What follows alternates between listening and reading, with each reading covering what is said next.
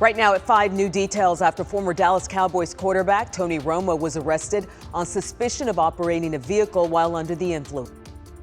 A major decision in the Mo 3 murder case. A judge has decided who will go to trial first, and the heated courtroom battle over that decision. The United States is in the process of isolating itself from the rest of the world. As the war in Iran pushes gas prices up, President Trump is now imposing a new round of global tariffs, what it means for you and your wallet.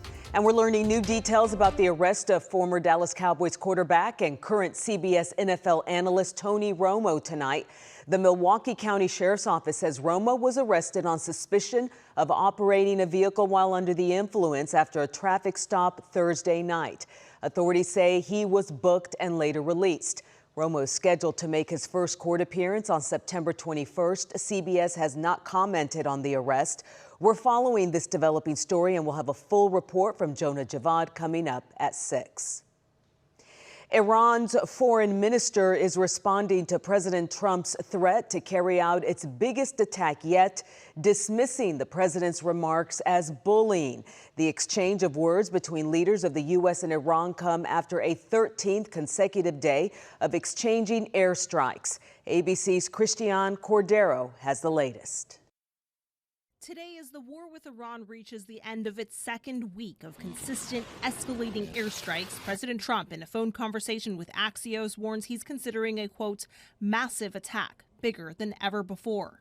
The president is also warning the leaders of Russia and China not to get involved in the war, posting on social media, quote, if they did, it would be very bad for them, certainly not in their best interests. In that same post, Trump claims China and Russia have agreed to stop selling weapons to Iran.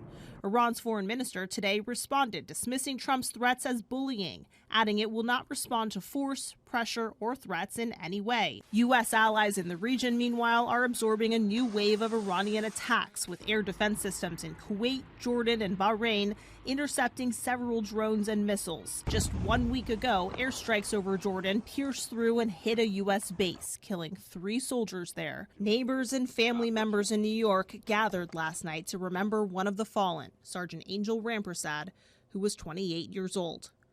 We are so proud of our angel. The U.S. has focused much of its attacks on Iranian port cities near the Strait of Hormuz. Ship traffic through the strait has effectively stopped, sending oil and gas prices higher. Christian Cordero, ABC News, Washington. Drivers have already been paying more at the pump since the start of the war. AAA says the average price of a gallon of regular gas is now around $4.10. In Texas, drivers are paying on average about $3.71. Now President Trump is imposing new global tariffs on trading partners that could push prices up even higher. The tariffs range from 10 to 12.5%, impacting about 99% of all U.S. imports. The White House says they're aimed at combating forced labor violations. Today, the president threatened tariffs on Mexico and Canada over cyclospora concerns and wildfires. I think what we're going to do is we're going to put a major tariff on Mexico because of the lettuce, and we're going to put a big tariff on Canada because of the smoke. The last time the president tried to impose sweeping tariffs, the Supreme Court stepped in and stopped it, forcing the administration to find a different legal path to keep the tariffs in place. Taking a live look outside, North Texas is not getting much relief. Triple-digit heat is settling in once again, and the hottest part of the weekend is just yet to come. Here's senior meteorologist Jesse Hawila. Although it did feel a little better today, Jesse. You're right, and we can thank the clouds for that. Incredible that, it feels so silly to be like, what a relief, 93, feels like 101, but it's a win. We just had heat index values a couple days ago of 118 to 120, so temperature of 93, heat index of 101, it's not bad.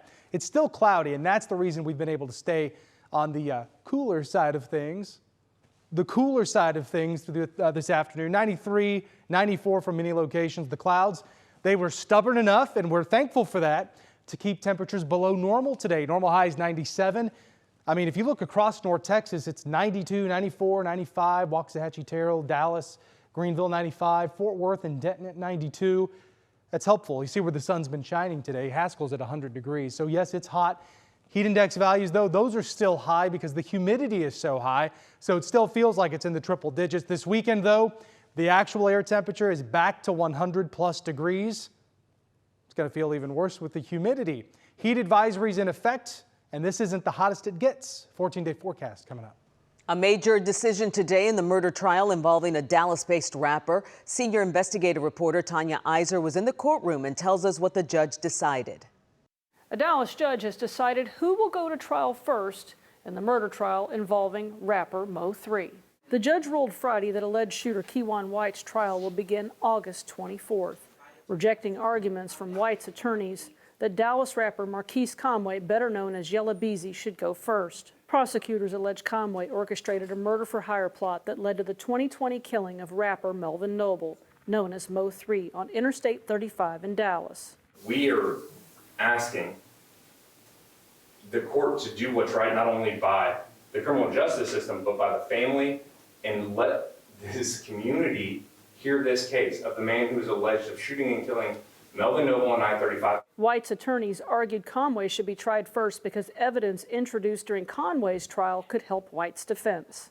Because Mr. Conway's attorneys undoubtedly are going to develop a robust defense, we believe that there may be information that comes out during Mr. Conway's trial that will directly impact our ability to develop a robust defense. The judge has not yet ruled whether she will allow prosecutors to use rap lyrics when Conway goes on trial at a later date.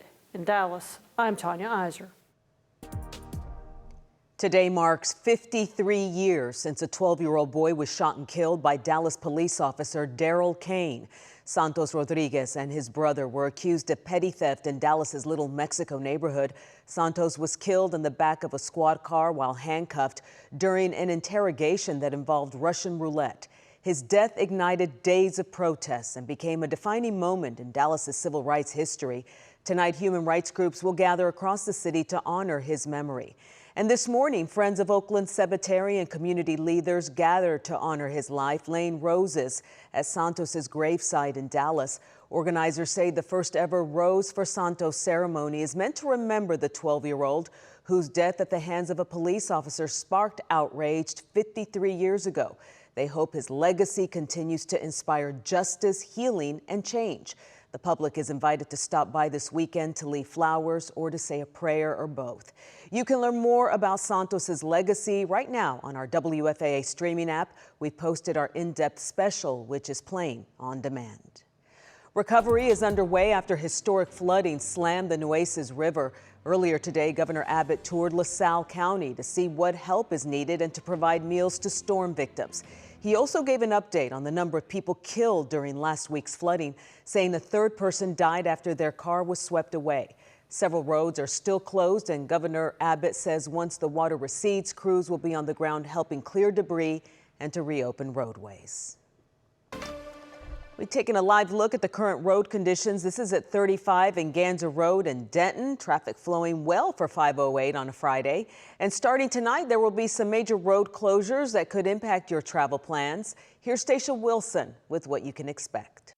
You can expect to see major closures in the Richardson area along Central Expressway. That is happening this weekend. So starting tonight, Friday at 9 p.m. until tomorrow morning, Saturday at 6 a.m., Central Expressway will be totally shut down both directions between Beltline Road and Arapahoe Road. Then on Saturday night, that same stretch can experience closures as well. That will happen Saturday night into Sunday morning, and it will only be on the northbound side of Central Expressway. Traffic will be taking the service road, but you can expect that evening traffic to really be heavy along this portion of the highway through Richardson, both Friday and Saturday night. Now, the closures are happening so crews can safely lift and install massive steel arches for a new train bridge over the highway. And because of this construction, overnight train service is paused in that area, and riders will need to take free DART shuttle buses between the affected stations instead. Hey, did you hear the news about LeBron? No, is he coming? He's coming. Oh my God, he's coming! Yes! How about that for excitement? LeBron James is trading in his Lakers jersey for a Philadelphia 76ers jersey. James made the announcement online today. He says it'll be his last decision after strongly considering retiring from the league. He went on to say that he believes he can make Philly a championship team and start this incredible journey one last time. It's a 2-year deal worth $8 million.